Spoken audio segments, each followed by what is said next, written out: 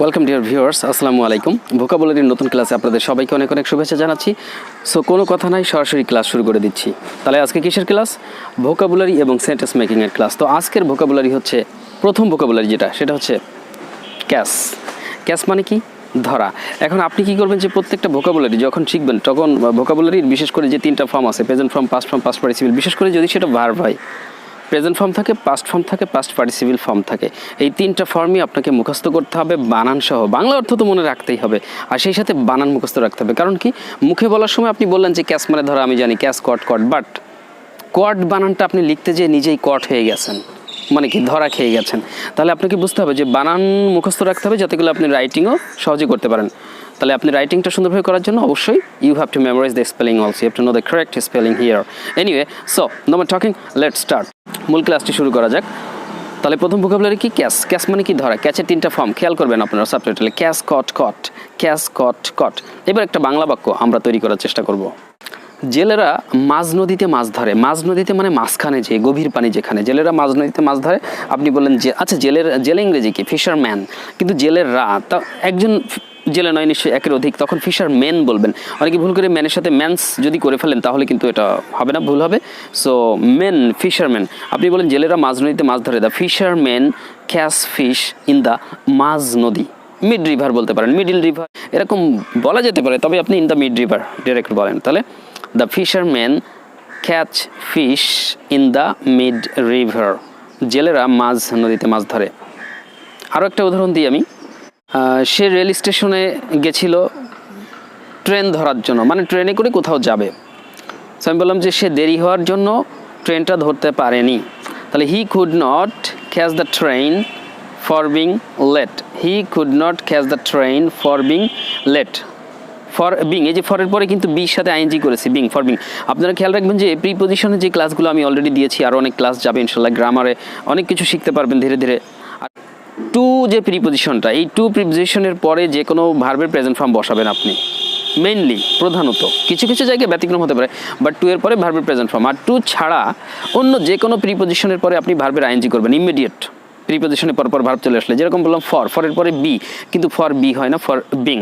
তাহলে he could not catch the train for being late. দেরি হওয়ার জন্য সে ট্রেনটি ধরতে পারলো না, বা ট্রেনটা ধরতে পারেনি। তাহলে একটা বাক্য শুধু ট্রান্সলেট দেখবেন না, শুধু ভোকাবুলারি খেয়াল করবেন না, পাশাপাশি গ্রামাটিক্যাল কি আলোচনা করছি সেটাও বুঝতে হবে আপনাকে।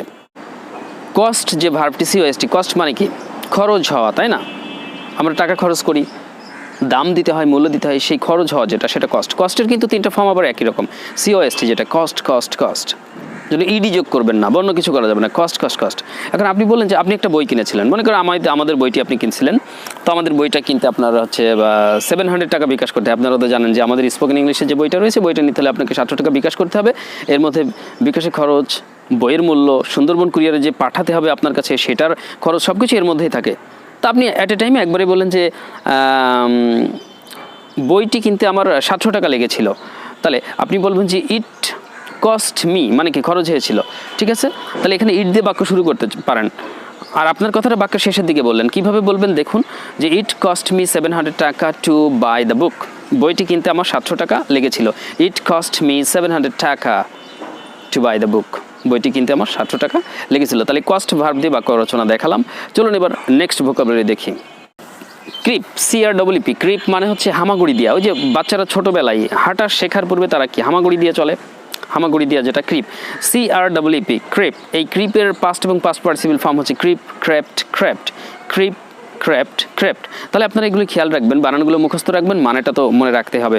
তাহলে আমি কি বলতে পারি এখানে বাক্য, যে শিশুরা সাধারণত হাঁটা শেখার পূর্বে হামাগুড়ি দেয়। তাহলে বেবিজ ইউজুয়ালি ক্রিপ। শিশুরা সচরাচর বা সাধারণত হামাগুড়ি দেয়।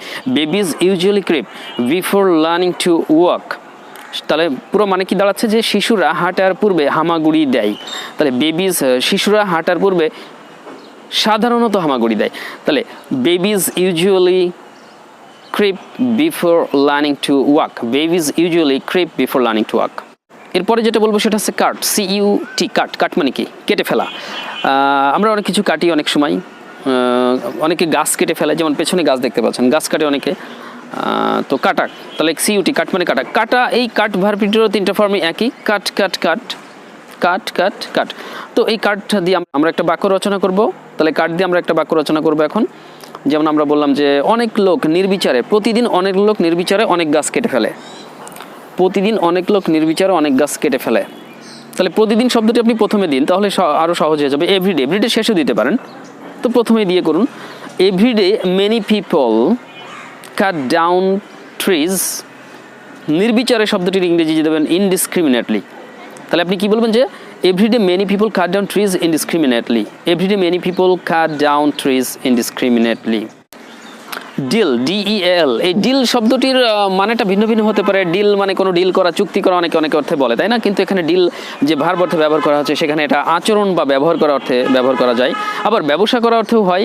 তো ব্যবসা করা হচ্ছে নাকি ডিলের মানে আচরণ করা হচ্ছে, সেটা কিন্তু ডিলের পরে যে প্রিপজিশনটা বসবে সেটা নিয়ে কিন্তু বুঝতে হবে। তো ডিলের পরে যদি আপনি উইথ ব্যবহার করেন, তাহলে সেক্ষেত্রে আচরণ বা ব্যবহার করা বোঝায়। আর ডিলের পরে যদি ইন ব্যবহার করেন, তাহলে কোনো ব্যবসা করা, যে আপনি চাউলের ব্যবসা করেন, আপনি অন্য কোনো প্রোডাক্টের ব্যবসা করেন, সেটা ক্ষেত্রে ডিলের পরে ইন বলা যেতে পারে। তো আমি ডিল মানে কি বললাম, যে ব্যবহার করা, মানুষের সাথে আমরা যে ব্যবহার করি, পরস্পর আচরণ করি।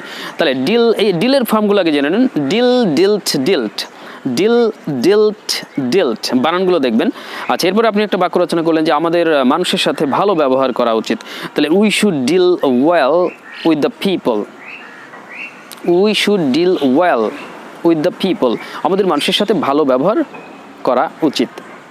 তাহলে ডিলের ফর্মগুলো খেয়াল রাখতে হবে। পরবর্তী ভাবটা হচ্ছে ডিগ, ডিআইজি। এই ডিগের বাংলা অর্থ আমরা জানি যে খনন করা। যেমন বর্তমানে সরকার অনেক পদক্ষেপ নিয়েছে, যে অনেক বিশেষ করে আমাদের দেশে যে নদীগুলো তো নাব্যধার আছে, নদীগুলোর অবস্থা খারাপ, তো নদীগুলো খনন করার জন্য পদক্ষেপ নিয়েছে। তো এই যে খনন করা, ডিগ মানে খনন করা, যার ফর্মগুলো আমরা একটু জেনে নিই। ডিগ, ডাক ডাক, বানানগুলো দেখেন, ডিআইজি, তারপরে ডিইউজি, ডিইউজি। কিন্তু অনেকে আমরা ভুল করে ডিগ, ডুগ ডুগ যেন না বলে ফেলি। ডিইউজি, ডুগ যেন উচ্চারণ না হয়, উচ্চারণটা করতে হবে ডিইউজি, ডাগ।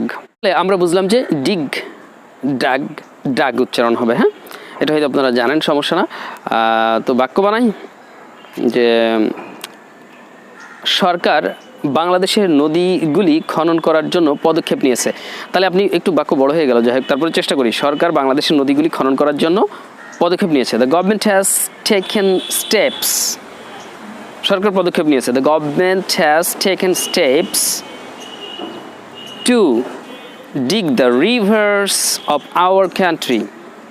মানে কি, আমাদের দেশের নদীগুলি খনন করতে সরকার কী করছে, পদক্ষেপ নিয়েছে। তাহলে পুরো বাক্যটা, সরকার আমাদের দেশের নদীগুলি খনন করতে পদক্ষেপ নিয়েছে। The government has taken steps to dig the rivers of our country. তাহলে ডিগ মানে খনন করা। পরবর্তী ভোকাবুলারিটি হচ্ছে ড্র, DRAW, ড্র, যার বাংলা অর্থ হচ্ছে আঁকা বা আকর্ষণ করা। এখন কখন আঁকা হবে, কখন আকর্ষণ করা হবে? যে আমি একটা ছবি আঁকছি, আমি একটা প্রাকৃতিক দৃশ্য ছবি আঁকছি, তো আমি বললাম যে আমি সুন্দরভাবে ছবি আঁকতে পারি। তাহলে I can draw picture nicely. ও, তার আগে তো ফর্মগুলো জানতে হবে যে এর পাস্ট ফর্ম, পাস্ট পার্টিসিপেল ফর্মটা কি। তাহলে ড্র, ড্রু, ড্রান, ড্র, ড্রিউ, ড্রান, অর্থাৎ DRAW, তারপর DREW, তারপর DRAWN। বানানগুলো মুখস্থ রাখবেন, প্রায় প্রায় বলতেছি কিন্তু বানান মুখস্থ রাখতে হবে। Draw, drew, drawn. তাহলে আমি বললাম যে আমি সুন্দরভাবে ছবি আঁকতে পারি। তাহলে I can draw picture nicely. I can draw picture nicely. তো এটার উদাহরণ দিয়ে, যেমন ড্র মানে আকর্ষণ করা, তাহলে ড্র মানে আকর্ষণ করা হতে পারে। এটার একটা উদাহরণ দেওয়া যাক। মনে করেন যে আপনারা এখানে ক্লাস করছেন, আমি আপনাদের ক্লাস নিচ্ছি, এটা একটা ক্লাসরুম। Just think. তো আমি আপনাদের দৃষ্টি আকর্ষণ করছি, কারণ আপনারা মনোযোগী হবেন, আমি ক্লাস শুরু করবো, আমার কথা মন দিয়ে শুনতে হবে। তো আমি বললাম যে আমি দয়া করে আমি আপনাদের দৃষ্টি আকর্ষণ করছি। এই যে আমি আপনাদের দৃষ্টি আকর্ষণ করছি, যেটা, এটা বলতে হবে I would like to draw your attention. I would like to draw your attention। এখানে আমি আপনাদের যে দৃষ্টিকে আঁকাচ্ছি তা না, দৃষ্টিকে আকর্ষণ করছি, মানে আপনারা আমাদেরকে খেয়াল করুন। তাহলে আই লাইক টু কী হবে, I would like to draw your attention. আমি আপনাদের দৃষ্টি আকর্ষণ করছি, তাই ড্র মানে আকর্ষণ করা হতে পারে। এর পরবর্তী ভোকাবুলারি ড্রিঙ্ক। ড্রিঙ্ক মানে হচ্ছে পান করা, যার পাস্ট ফর্ম ড্র্যাঙ্ক, DRANK, আর পাস্ট পার্টিসিপেল কিন্তু DRUNK। এখানে উচ্চারণ করতে হবে drunk, drink, drank, drunk, drink, drank, drunk, মুখস্থ করে ফেলবেন। আচ্ছা, বাক্য রচনা করি যে আমি পানি পান করতে চাই। Very simple, I want to drink water. আমি পানি পান করতে চাই। আমি জুস পান করতে চাই। I want to drink juice. পরবর্তী ভোকাবুলারি হচ্ছে ড্রাইভ, যার অর্থ হচ্ছে চালানো, গাড়ি চালানো। ড্রাইভ, তাহলে DRIVE ড্রাইভ। এখন ড্রাইভের পাস্ট ফর্ম হচ্ছে ড্রোভ, DROV ড্রাইভ, ড্রোভ। আর পাস্ট পার্টিসিপলকে বলবেন ড্রিভেন, DRIVEN। অনেকে ড্রাইভেনও বলি আমরা, ড্রাইভেনও বলা যেতে পারে, তবে ড্রিভেন বলাটাই better. Drive, drove, driven, drive, drove, driven. Okay, আচ্ছা।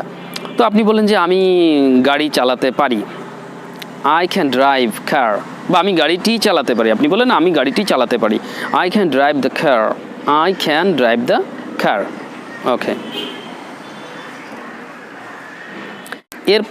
এরপরে যে ভোকাবুলারিটি রয়েছে সেটি হচ্ছে যে ফল, FALL, ফল মানে পড়ে যাওয়া। যেমন গাছ থেকে পাতা পড়ে, পাতা নিচে পড়ে, এরকম কেউ পড়ে যাচ্ছে, পড়ে গেল, এরকম পড়ে যাওয়া হচ্ছে ফল। যার পাস্ট ফর্ম হচ্ছে ফেল, FELL, কিন্তু ফেল বানানটা খেয়াল রাখবেন, FELL, FEEL দিবেন না, তাহলে ফিল অনুভব করা হয়ে যাবে। এটা হবে FELL, তাহলে ফল, ফেল, আর পাস্ট পার্টিসিপল ফলেন, FALLEN, ফল, ফেল, ফলেন। ওকে, তো এটা দিয়ে একটা বাক্য রচনা করা যাক।